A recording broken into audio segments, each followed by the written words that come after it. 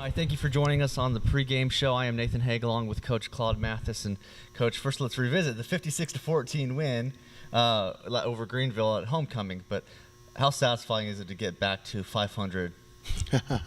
It was great. I told those coaches and I told our kids that, we're not open no more. I can't remember the last time I have been under 500, but we're over 500 right now. But it feels good because they came out and they executed from the start to the finish, so it felt really good. And then how much determination did y'all have to win for the fact that it was homecoming? You know what? It was a big determination for our kids. Number one, we really want to be in the playoffs, and we knew that was going to solidify our playoff berth right there with a victory. And number two, it's always homecoming. You want to do it for the seniors. You want the seniors to go out with a bang. You don't want them to ever lose on their homecoming, so they're going to remember that for the rest of their lives. So, number three, we bust out with the new uniforms and new helmets and everything for the community and for our fans and for the school. So we want to make sure that we execute that. So, and we did. Right. On the field-wise, what were you most pleased with? Our execution, our discipline, because, it's some moments during that game right there. Our kids were really tested, and they could have really retaliated, and they didn't. But our kids were really disciplined and mentally tough that game right there. And I was, man, you talking about proud of some kids? I'm very proud of our kids. What area do you think you saw the most improvement? Well, you know what? On everything. I mean, all three phases. We finally took a punt return back for a touchdown, and, we've been talking about that for a couple of weeks now. Right, yeah. Taj finally got one. The punt return team has been working so hard with Coach Pereira and trying to make that happen right there.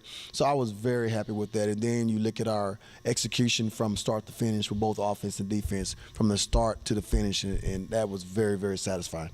What area would you say still needs the most work? Well, you know what? We've cut down on our penalties, like I said before, and we did a better job in doing that. We still turned the ball over one time, and I want to make a game where we'll have no turnovers. I'm still working on that part right there. But it's just the little things. We still got to continue to cut down on the turnovers and cut down on the penalties. Right. And, the thought of Nick Maps they're going down, but I mean, have you heard anything like how he's doing? I think he had surgery yesterday. I'm reaching out to the coach this morning. I tried to give him some time and everything. I went by the hospital on Friday night, me and Coach Bird, our trainer here, to check on the young man. And he seemed to be in better spirits than he was on the field. And he's a fighter. Right. He's a fighter, but it looks like he's going to rebound from this. Good deal. How healthy are you as a team? You know what? We are getting healthier. I'll tell you that. But it'd be good to have Trillian Lewis back. It'd be good to get him back this week, I think. Also, JJ is still nursing his little injury, so hopefully he'll be getting better this week as well. So, knick-knack, not as bad as it was at the beginning of the year, but getting better, getting a lot better, better. And from that game, who would you say you got a lot to choose from for Player of the Week? Who would you say? Offensively easy. I'm about to give it to Rowe in the offensive line. 5 carries for 145 yards. You can't beat that right there. Defensively, of course, you gotta take the pick 6 back. So Randall. Yeah. Gotta give that to Randall. But the defense was all that whole play. If you didn't see nothing but a black swarm of bodies trying to block for him right there, and that was awesome. So I would have to give it to him and the whole defense. I mean, they just played spectacular. And then on special teams, you got to give it to Ty. Yeah, absolutely. And you got Hallsville next. You know, Harrison County rival. So what do you expect from the Bobcats? Well, I had a Booster Club meeting last night, and they're saying this is a bigger rivalry than Longview and Texas High. So they're adamant about this one right here. So I'm looking forward to it. I know our kids, we've talked about it, but as we prepare every week, it's all about us. It's about getting better. It's about doing the little things and making sure that we're on top of everything, not getting complacent. And we can't get complacent right now, and that's one of the things that you fear as the head coach, and that's something that we can't do. But, looking forward to this game. I've heard a lot about Hallsville and our rivalry here, and I'm looking forward to it. I know, because, coaches I hear talk about how there can be distractions at homecoming and stuff. Is it kind of similar with rivalries, you don't want to get them distracted? Well, you know what? I think our kids are a little more focused on rivalry games. They get a little more tuned in. As in homecomings, you a little more have distractions out there for homecoming, but being Hallsville, I expect our kids to be fully locked in this week just because it's a rivalry game. Right. What do the Bobcats run offensively? You know what? They do a great job in running the football. They do a great job in doing that. I mean, they're almost balanced in the district in rushing yards and passing yards, but more so they're going to run the football. They're going to definitely run the football. They're being a little H-back set, and, they're just going to try to pound the ball at you.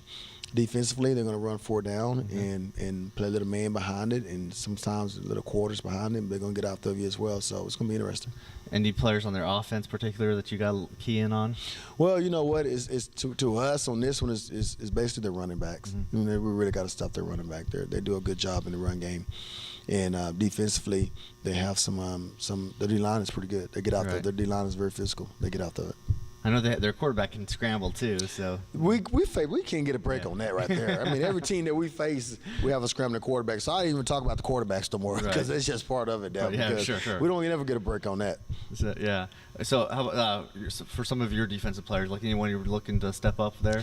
Well, you know, our defense as a whole has been stepping up tremendously. I can say that. You know, everybody can improve. Everybody can improve, and there's no particular player right now, but as a whole, we have to improve. And I'm looking more of the second unit, not so much on the first unit. The first unit, we got to work on the little things to continue to stay on top of our A game. But the second unit has to improve. So I'm instead of saying one particular person, I'm going to say that second unit has to improve. See, that goes for both offense and defense? Or? You know what? Our offense really just improving, continue to improve. I'm interested to see what Mr. Lewis is going to do this week when he comes back, because he's going to be a big part of our running game and getting them healthy and coming back and being in shape. I'm really looking forward to see what he's going to do this week. I am. And do you know what uniforms are going to be? No, I don't. Don't know the uniforms yet. I got a text message on it last night about what we think we should wear. So it's going to be interesting. Okay. All right, Coach. Appreciate it. No, thank you. Thank you for joining us here on the pregame show. No problem.